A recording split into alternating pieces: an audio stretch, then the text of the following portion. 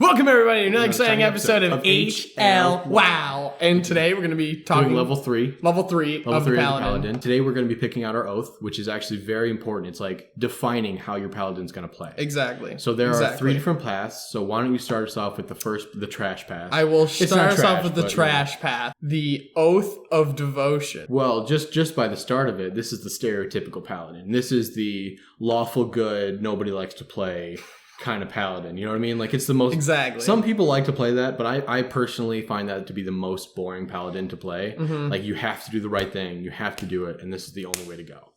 But this one...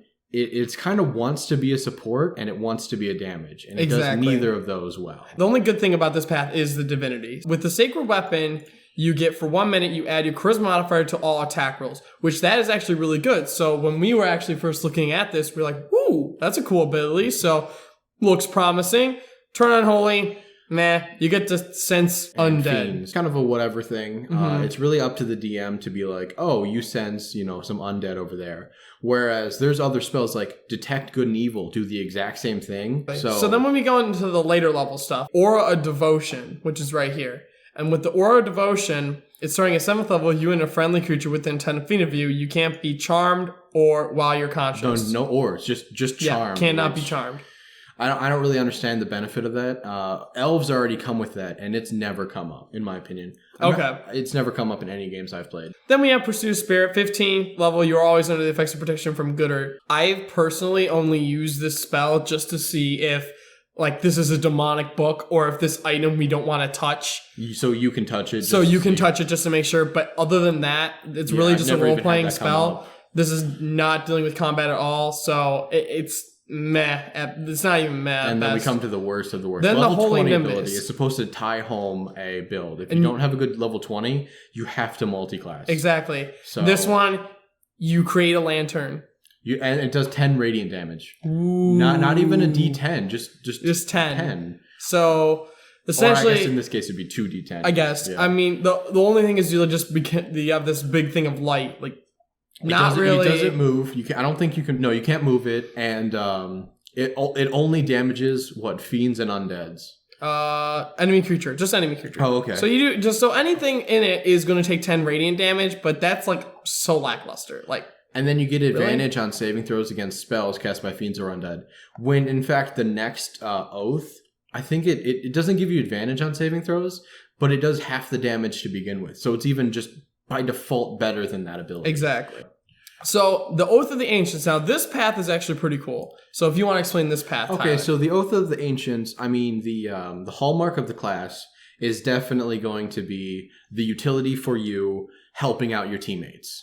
For example, the very first scroll down to the so I can see real quick.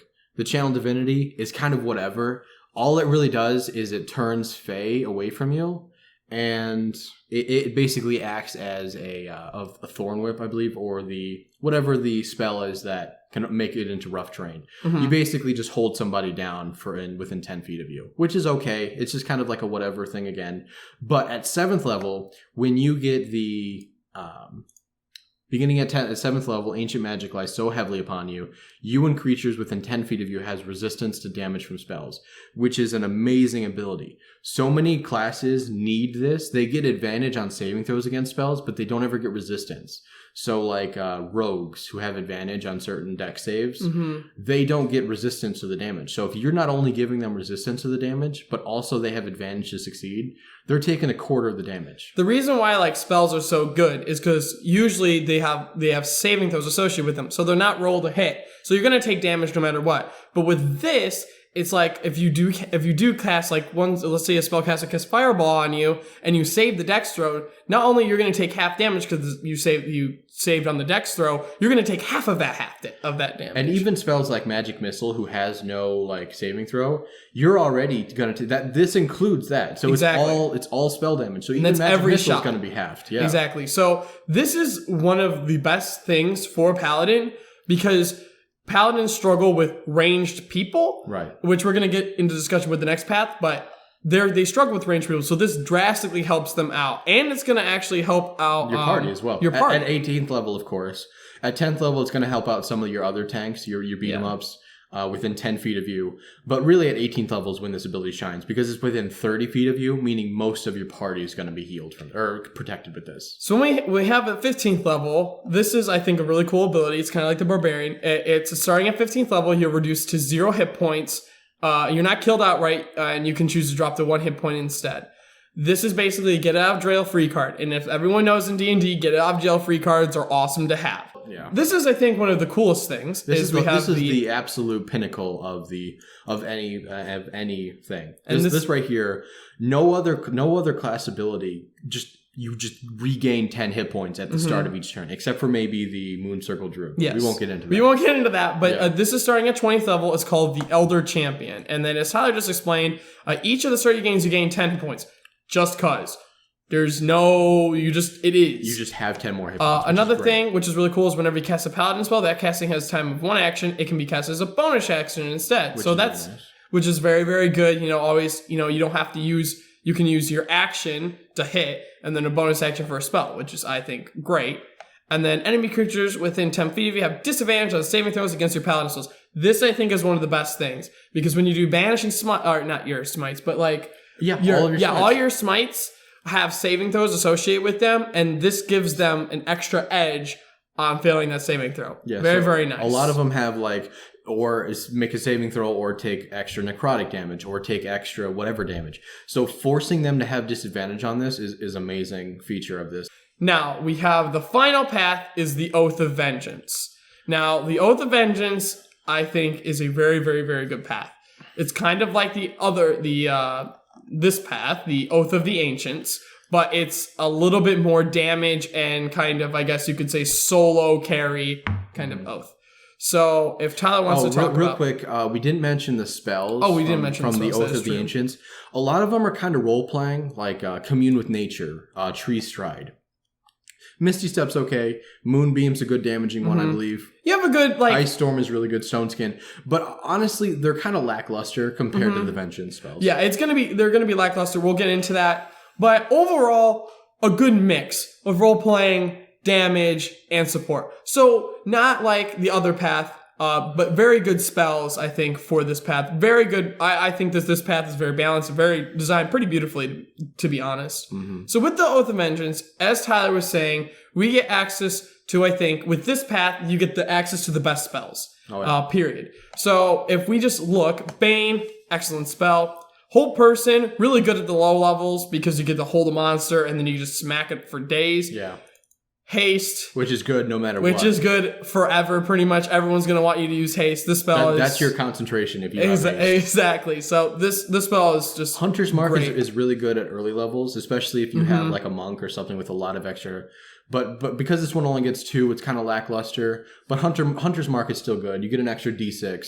So. Then we also get Protection from Energy is but then we get Banishment, which is really good if you want to try to CC, and we get Dimension Door for mobility. Then we also get Hold Monster for more CC, and then Scrying is a very good spell. It's out of combat, definitely good. Out of combat, very good. So essentially all these spells are good, and that's why I think that this one is a little bit over the top of the other support class because it gets access to those core amazing spells. Yes. So when we talk about our divinity, why doesn't Tyler talk about the channel divinity? Okay, so stuff? The Abjure Enemy, once again, it's mainly focuses on fiends and undead to doing that kind of stuff. So we're not really going to focus on the Abjure Enemy. This is the Vow of Enmity. That's the hallmark. This is the heart of where this oath is. Yeah. So you pick out an enemy as a bonus action, and for the next minute, that enemy you have advantage on attack rolls against him, or for either a minute or until he dies, which is absolutely wonderful. It is because amazing. You pick a boss, so you save this because it's only on long rest, shorter long rest. And you pick a boss or a big enemy you're having trouble with, and now you have advantage on all your attacks. So now you're going to be getting more smites off because you can actually hit them. Exactly, and higher crit chance as well. Because you're getting the advantage. So it's a really good, and no one else really gives you too much of of advantage, I think. Yeah, there's not that many things that give you advantage. And another great thing about this is there is no saving throw. There is nothing associated with it. It's just you pick and you get advantage for free. Are your enemy now. It's literally just advantage for free. And as we mentioned before, getting a crit on a paladin is so important because your smites are just so beautiful if you get a nice because crit. it doubles all your dice. And the thing is, you get to wait for your smite as well. Exactly. So now we have the Relentless Avenger. So by 7th level, you get to hit a creature with an opportunity attack. You can move up to half of your speed immediately after that attack as a part of the same reaction.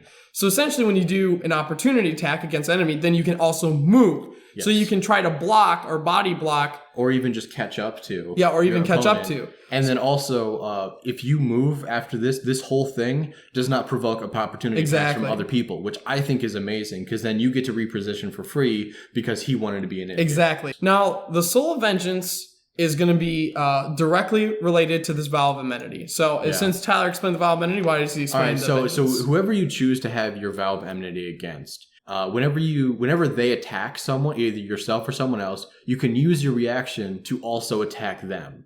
So every turn, you're getting an additional attack, essentially. And then Avenging Angel. So this is Avenging Angel.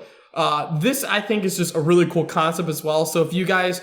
especially if you're role playing, you're this holy, man or whatever, or woman, depending on who you are, you can eventually, like, the power of God comes onto you and then you become an actual angel. You actually become an angel and you can use your action to undergo a angel transformation and it lasts for like an hour. Mm-hmm. So that is just impressive itself because then you can use this transformation throughout almost like a whole dungeon. Pretty much. Which is a whole dungeon. Crazy. Yeah. And then this is the main part of the ability that's really cool. Wings sprout from your back and grants you flying speed of 60 feet. So you just get flat 60 feet flying for free. So for example, like the Relentless Avenger, where you get to move up to half your speed, now you get to move 30 flying speed. Exactly. Which is great. So you're having these awesome, there's Dragon Ball Z style battles in the air, which I think is awesome role playing wise. And a little bit of flavor with this is they give a little bit more. You emanate an aura of menace in a 30-foot radius, and the first time an enemy creature enters the aura, starts its turn there during the battle, the creature must succeed on a wisdom saving throw or become frightened for a minute until it takes damage. And the attack rolls against the frightened creature have advantage. Right. So it's kind of cool if they go into your space, they have to make a saving throw just because they're in your space. Right. And then if they fail, then they have to take a wisdom saving throw. And the cool thing is that if you choose, so for example, you have a bunch of minions and a boss that you're fighting, that you're trying to avenge, you take on this Avenging Angel and all the minions fail their throw, they all run away. They don't get a repeat. Like a lot of fears get a repeat. This one does not. So you don't damage these enemies and they're just gone. Out of the fight for a minute. Exactly. Yeah. And we scroll up here, we also get Divine Health. And if we scroll right down... Mm-hmm. Keep going. Yep, there it is. Okay, so if we scroll down to Divine Health, by 3rd level, the Divine Magic flowing through your body makes you immune to disease. So if you're poisoned or something, which it's cool, but, nothing really game-breaking. But the main thing is the Sacred Oaths. So we actually decided, and I will put this on our character sheet, so we decided to go with the Oath of Vengeance, actually. So I will put that under features and traits. Okay, so go ahead and put that under there. All right, so off camera, we're going to do the spells, and I guess we're going to see you guys in the next episode. See you guys next time. All right, see you guys later. See you.